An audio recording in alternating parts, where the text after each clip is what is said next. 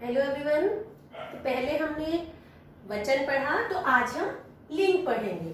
ठीक है। लिंग शब्द का क्या अर्थ होता है? लिंग शब्द का अर्थ है चिन्ह या पहचान, चिन्ह या पहचान का साधन। इसकी परिभाषा जान लेते हैं क्या है।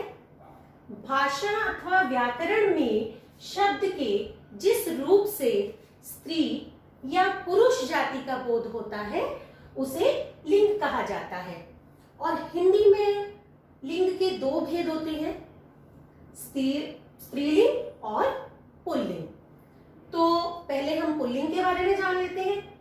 शब्द के जिस रूप से पुरुष जाति का बोध होता है उसे पुल्लिंग कहा जाता है, और शब्द के जिस रूप से स्त्रीलिंग का या स्त्री जाति का बोध होता है उसे स्त्रीलिंग कहा जाता है।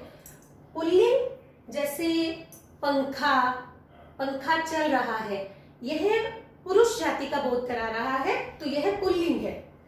और स्त्रीलिंग खिड़की, खिड़की खुली है तो यह स्त्री जाति का बोध करा रही है तो यह स्त्रीलिंग है। हमने लिंग भेद के बारे में जाना कि लिंग के दो भेद होते हैं, स्त्रीलिंग और पुल्लिंग। तो अब हम इसकी पहचान के बारे में कि लिंग की पहचान कैसे की जाती है। लिंग की पहचान प्राणीवाचक शब्दों में लिंग की पहचान जो है बहुत आसान है। प्राणी यानी सजीव, जो सजीव होते हैं उसमें नर रूप को पुल्लिंग और मादा रूप को स्त्रीलिंग कहा जाता है। जैसे लड़का जा रहा है तो लड़का पुल्लिंग है, लड़की जा रही है, लड़की स्त्रीलिंग है। लेकिन जो अप्राणीवाचक निर्जीव वस्तुएं होती हैं उन शब्दों में लिंग निर्णय लेना थोड़ा कठिन होता है। तो उनके साथ हम कैसे उनकी पहचान करेंगे? उनके साथ जो विशेषण और उनके क्रियापदों पर ध्यान देना होता है, जो उनके साथ विशेषण लगा है और उनके क्रियापद जो है उनसे हमें इसकी पहचान होगी। कैसे? मोती चमक रहा है, तो अब हमें यहाँ इसके क्रियापद पर ध्यान देना है। क्रिया रहा है, तो रहा है से हमें पता चल रहा है कि यह पुल्लिंग है। मोती चमक रहा है यानी यह मोती जो है पुल्लिंग है।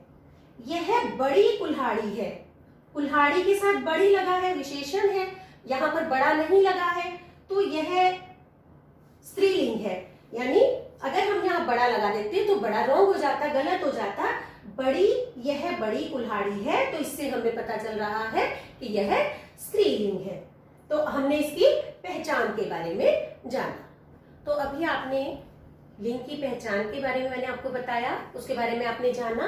तो अब मैं कुछ ऐसे शब्द आपको बता रही हूँ जो हमेशा स्त्रीलिंग या पुल्लिंग शब्द रहते हैं। जैसे सदैव स्त्रीलिंग होने वाले शब्द कौन से हैं? कोयल, मछली, मक्खी, मैना, बुलबुल। और सदैव पुल्लिंग शब्द कौआ, गीदड़, उल्लू, बगुला, मच्छर।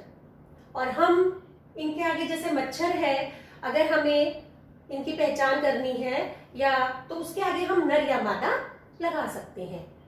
तो कुछ शब्द हमारे पास और हैं। उभयलिंगी शब्द के बारे में मैं आपको बताऊंगी। उभयलिंगी शब्द क्या होते हैं?